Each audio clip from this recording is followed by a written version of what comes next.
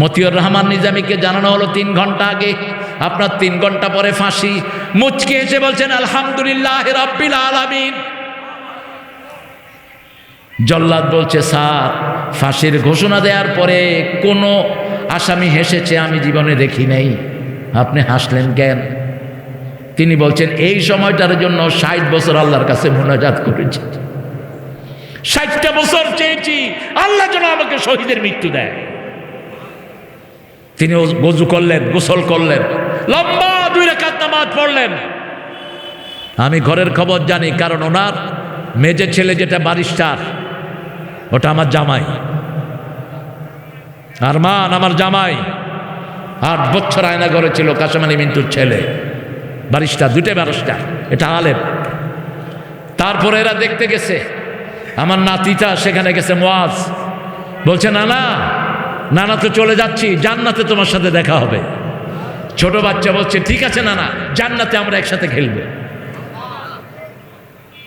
ছেলেকে বলছে বাবা তোমার আম্মাকে রাতের বেলায় জানাজা নিও না। ছেলে কেঁদে বলছে বাবা আমি ব্যারিস্টার হিসেবে আপনার জন্য কিছুই করতে পারি নাই। বাবা উত্তর দিচ্ছে ফয়সালা আকাশে হয় জমিনে না, আমি আল্লাহর ফয়সালায় সন্তুষ্ট, তুমি অনেক করেছো, তবে এখন বলো কি ড্রেস নিয়ে আল্লাহর কাছে যাব। ছেলে জবাব দিচ্ছে সাদা ড্রেস, পাজামা পাঞ্জাবি টুপি পরে আল্লাহর কাছে যাবা। সেই ড্রেসটা পরে তিনি রওনা হয়েছেন। জল্লাদ হাত ধরল, তিনি বলেন হাত ছেড়ে দাও। কাপার চোটে যেতেই পারে না বহু আসামি, এরা কেউ আসামি ছিলেন না, একটা অপরাধ এদের নাই। মতিউর রহমান নিজামীর জীবনে কথা যা বলেছেন গনে গনে বলেছেন। এত ব্যালেন্স কথা বলতে মানুষ আমার জীবনে আমি দেখিনি। আমার শিশুকালের বহু সময় এদের সাথে আমার কাটিয়েছে। তিনি বলছেন হাত ছেড়ে দাও, ওটা ফাঁসির দড়ি নয়, ওটা জান্নাতের মালা। সুবহানাল্লাহ, আর একটু আস্তে হোক। আস্তে আস্তে সেখানে গেলেন, মাথাটা রাখলেন, মুচকি হাসি, আর পড়ছেন লা ইলাহা লা ইলাহা। আমার নবী বলেছেন সাল্লাল্লাহু আলাইহি সাল্লাম, যার শেষ কালেমা লা ইলাহা ইল্লাল্লাহ হয় তার আগের সব গুনাহ মাফ করে দিবেন কে? এই জন্য উঠতে বসতে চলতে ফিরতে লা ইলাহা লা ইলাহা, এটা যত বেশি পড়বেন তত ঈমানকে বাড়িয়ে দিবেন কে? রাসূল বলছেন তাজাদ্দাদু ঈমানাকুম, ঈমানকে নতুন করো। সাহাবায়ে কেরাম বললেন কিভাবে করব? রাসূল সাল্লাল্লাহু আলাইহি সাল্লাম বললেন বারবার কালেমা পড়ো, ঈমানটাকে নতুন করে দিবেন কে? যতবার কালেমা পড়বেন ততবার জীবনের সব গুনাহ মাফ করে দেন কে? বিবির অধিকার বিবিকে দিবেন। উদউ ইলা সাবিলি রাব্বিকা বিল হিকমাতি ওয়াল মাউইযাতিল হাসানা। আগে বিবির কাছে দাওয়াত, সব নবীরা আগে বিবিকে দাওয়াত দিয়েছেন। 2 জন নবীর দাওয়াত বিবি গ্রহণ করেন নাই, বাকি সব নবীর দাওয়াত বিবিরা গ্রহণ করেছে। নূহ আলাইহিস সালাম, লূত আলাইহিস সালামের বিবি ওনাদের দাওয়াত গ্রহণ করেনি।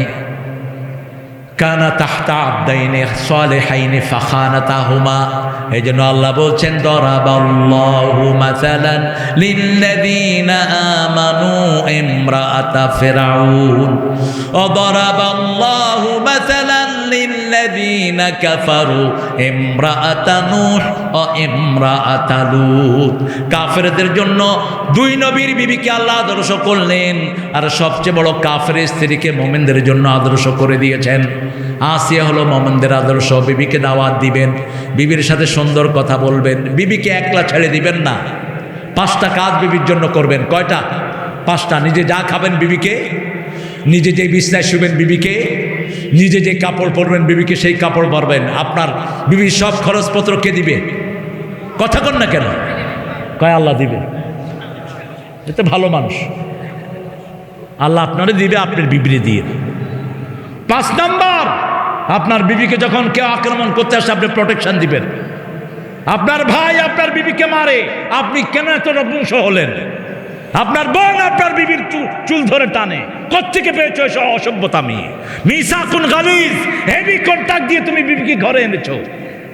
আল্লাহ বলছেন বিবি তোমার পোশাক, হুন্না লিবাসুন লাকুম ওয়া আনতুম লিবাসুন লাহুন্না, নিসাউকুম হারসুন লাকুম, বিবিরা তোমাদের জন্য খেতি, শস্য ক্ষেত।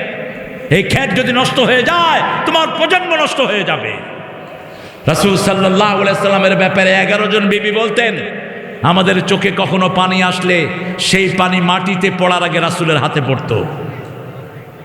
আমাদের একজন বিবিও আমরা ফিল করতাম না রাসূল আমাদের থেকে দূরে থাকেন। প্রতিদিন 3 বার তিনি আমাদের খবর নিতেন রাহমাতাল লিল। মা সাফিয়া বলছেন, উম্মে সালমা আমাকে ডেকে বলছেন, ইহুদির মেয়ে, আমি কাঁদছিলাম, আমার চোখের পানি পড়তে না পড়তে দেখি যে একটা হাত, সেই হাতটাই হলো রাহমাতাল লিল। রাসূল বলছেন, কেন কাঁদছো? আমি বললাম, উম্মে সালমা আমাকে ইহুদির মেয়ে বলেছে। চোখের পানি মুছে রাসূল বললেন, তুমি মূসার বংশধর। কোন নবী ইহুদি ছিল না, খ্রিস্টান ছিল না, সব নবী কি ছিল? জোরে বলেন।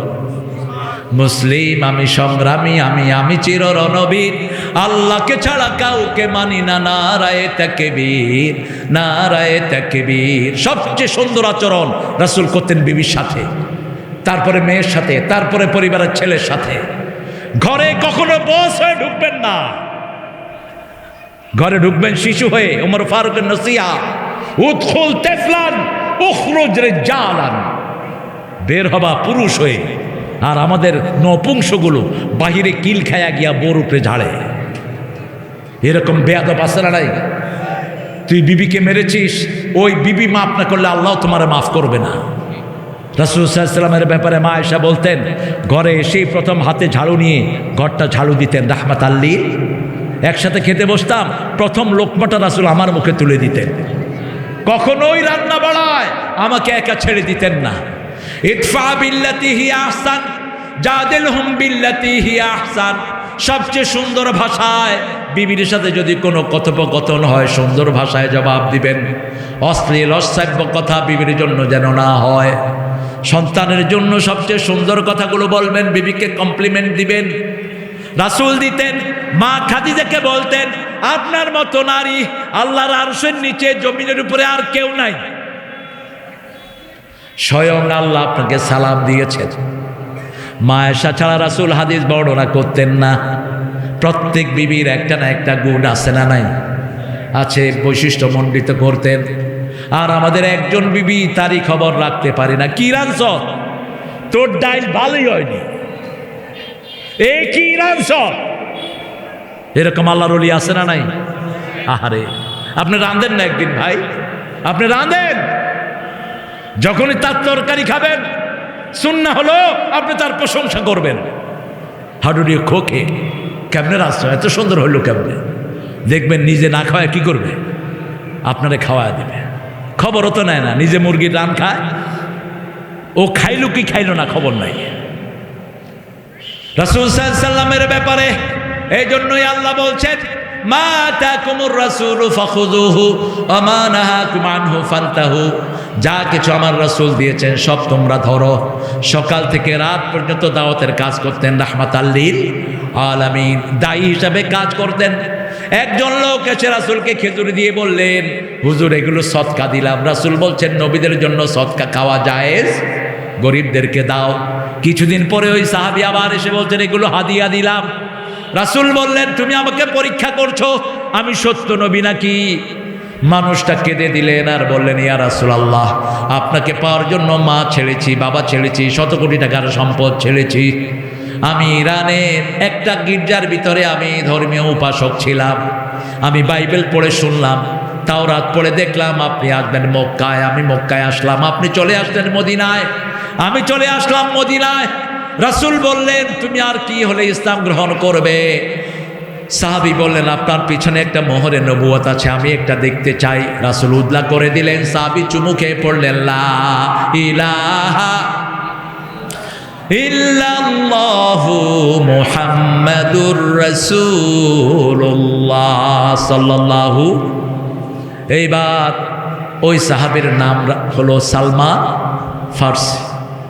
রাসূল সাল্লাল্লাহু আলাইহি ওয়াসাল্লাম তাকে বললেন, তুমি কার গোলাম? ইহুদির।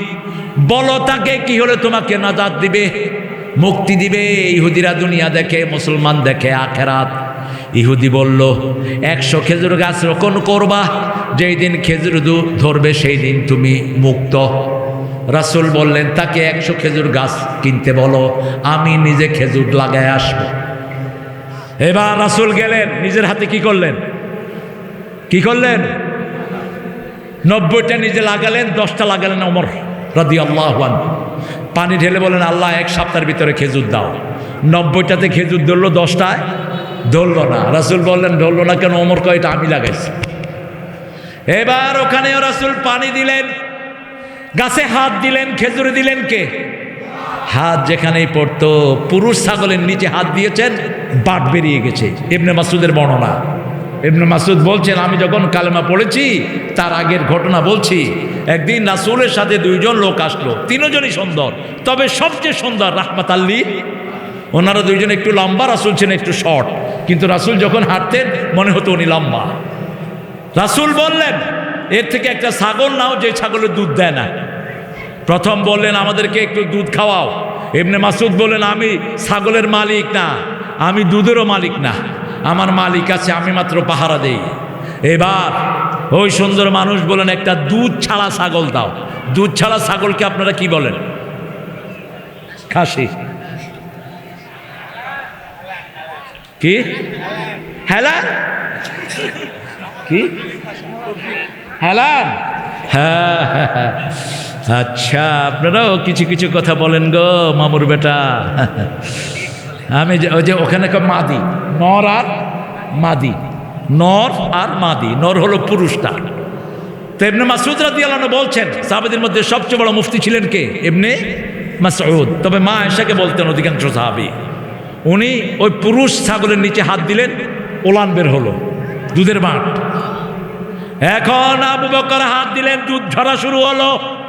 ইবনে মাসউদ বললেন, আমি একটা পাত্র মুছে দিলাম, পাত্র ভর্তি হয়ে গেল দুধে। সুন্দর মানুষটি বলছেন, ওই ছেলেকে বলো পান করতে। আমি দুধ পান করলাম, আমার জীবনে আমি এত সুন্দর দুধ কখনো খাই নাই। এরপরে ওমর খাইলেন, আবু বকর খাইলেন, সবার শেষে খাইলেন রাহমাতাল লিল। ইসলাম যেখানে আগে খায় কর্মীরা, পরে খায় নেতারা। যেখানে ইসলাম নাই, কর্মীরা খায় আগে, নেতারা খায় পরে। নেতারা খায় আগে, কর্মীরা খায় পরে। কর্মীরা খেতেই পায় না, নেতারা খেয়ে সব শেষ। আওয়ামী লীগের বহু কর্মী আওয়ামী লীগ ছেড়ে দিয়েছে, কিছু খাইতে পারে নাই দেখে। কথা কন না কেন? বৈষম্য বিরোধী আন্দোলনে আওয়ামী লীগের লোকেরা ছিল কি না? অনেক ছিল, যারা সুবিধা পায়নি, যারা সুবিধা পায়নি। রাসূল সাল্লাল্লাহু আলাইহি ওয়াসাল্লাম যেভাবে দাওয়াত দিতেন, আমরা সেইভাবে দেব। আল্লাহ তৌফিক দান করুন। প্রতিদিন 10 জনের কাছে পৌঁছাবো লা ইলাহা ইল্লাল্লাহু মুহাম্মাদুর রাসূলুল্লাহ। 10 জন ভাইকে নামাজের দাওয়াত দেব। আপনার মোটিভটা থাকবে সবসময় দাওয়াতের। যে কোনো দলের লোক যাক, হিন্দু যাক, বৌদ্ধ যাক, আপনি তাকে শোনান লা ইলাহা ইল্লাল্লাহু মুহাম্মাদুর। উদউ ইলা সাবিলি রাব্বিকা বিল হিকমাতি ওয়াল মাউইযাতিল হাসানাহ ওয়াজাদিলহুম বিল্লাতী হিয়া আহসান। উত্তম পন্থায় কারো সাথে তর্কের জবাব দেবে, উত্তর পন্থায়। টকশোতে কিছু বেয়াদব আছে, খালেদ মাহমুদ চূড়ান্ত বেয়াদব, চূড়ান্ত ইসলাম বিরোধী, এতে টকশোতে যাবেন না। ডক্টর মাসুদ, তুমি এক জায়গায় গিয়েছো, ওটা আমি পছন্দ করলাম না, যাবা না। মেয়েদের টকশোতে যাবা না। আমাকে বহু টকশোতে ডাকা হয়েছে, আমি সে পুরুষ আসবা আর বেয়াদব আসবা না। ব্যক্তিত্ব নিয়ে থাকবা, যা খুশি টকশোতে বলবে, আর তুমি হ হ করবা। যাও কেন? যেখানে ইসলাম টিকবে না সেখানে যাওয়া যায় নাই। ইদফা বিল্লাতি হিয়া আহসান, সবচেয়ে সুন্দর পন্থায়। কেউ যদি আপনার সাথে তর্কও করে, রাসূলকে কত খেপাতেন বিবিরা, কত খেপাতেন। মা আয়েশা বলছেন, কোনোদিন রাসূল আমাদের গিয়ে চোখ রাঙিয়ে কথা বলেন নাই। আমরা রাসূলকে খেপাতাম, আমরা রাগ করতাম, কিন্তু রাসূল কখনো রাগ করতেন না। রাসূল বলতেন, আয়েশা তুমি যে রাগ করো আমি কিন্তু টের পাই। আয়েশা মুস্কি হেসে বলছেন রাদিয়াল্লাহু আনহা, বলেন তো ইয়া রাসূলুল্লাহ, আমি রাগ করলে কি কই? মা আয়েশা বলছেন, মা আয়েশাকে রাসূল বলছেন, তুমি রাগ করলে বলো ইব্রাহিমের আল্লাহ যেন আমাদেরকে রহম করে। এবার রাসূল বলছেন আয়েশাকে, আয়েশা তুমি খুশি হলে কি বলো জানো? তুমি খুশি হলে বলো মুহাম্মদ সাল্লাল্লাহু আলাইহি সাল্লামের আল্লাহ যেন আমাদের উপর রহম করে। তখন আমি বুঝি তুমি আমার উপর খুশি আছো। কি সুন্দর রাগের কথা।